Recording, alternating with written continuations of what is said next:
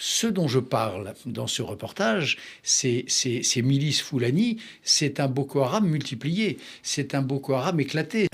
Si l'opinion internationale ne se mobilise pas, si les Nations Unies ne s'en préoccupent pas, on peut avoir demain un Darfour, ou on peut un jour, ce qu'à Dieu ne plaise, avoir un Rwanda. Des combattants Peul préparent-ils un génocide dans le centre du Nigeria? La secte islamiste Boko Haram est-elle en train de s'étendre par le biais de miliciens Peul? Au Nigeria, on massacre les chrétiens. C'est sous ce titre que l'écrivain français Bernard-Henri Lévy a publié en décembre dernier dans l'hebdomadaire Paris Match un reportage dans la Middle Belt, la vaste région entre le nord musulman du Nigeria et le sud chrétien.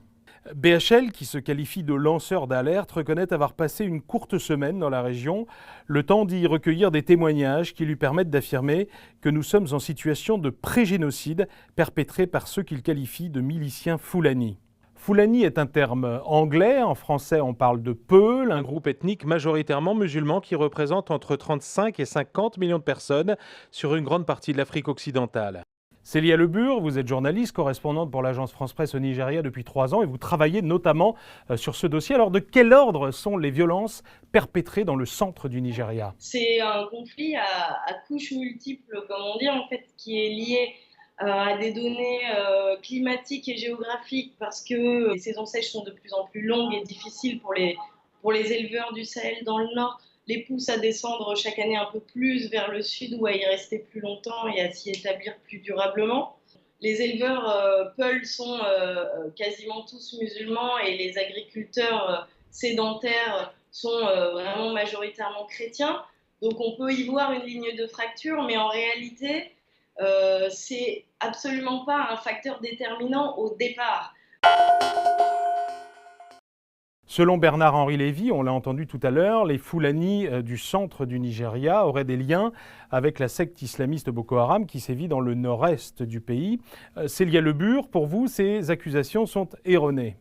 C'est une erreur factuelle assez grave puisque de toute façon, ils ne sont pas surreprésentés du tout au sein de Boko Haram et qu'ils en sont davantage des victimes que des membres. C'est-à-dire que Boko Haram est un groupe constitué d'une multitude de groupes ethniques qui ont été radicalisés dans le bassin du lac Tchad, mais principalement par l'ethnie Kanouri. Les Foulani, eux, ont été pour beaucoup chassés de la région du lac Tchad par Boko Haram. Massacre méthodique, pré-génocide, comparaison avec le Darfour ou avec le Rwanda, implication des autorités nigérianes, y compris du président Buhari, lui-même issu de la communauté Peul. Vincent Fouché, vous êtes chercheur au CNRS et pour vous, les mots utilisés par Bernard-Henri Lévy sont excessifs. Ce sont des violences rurales essentiellement et pour le moment on est loin du génocide.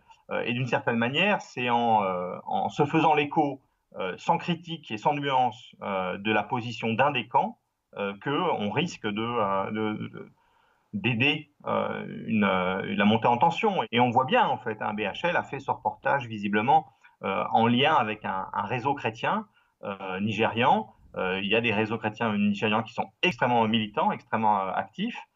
Et on voit bien qu'on essaye de lui vendre, au fond, une version très univoque de la situation.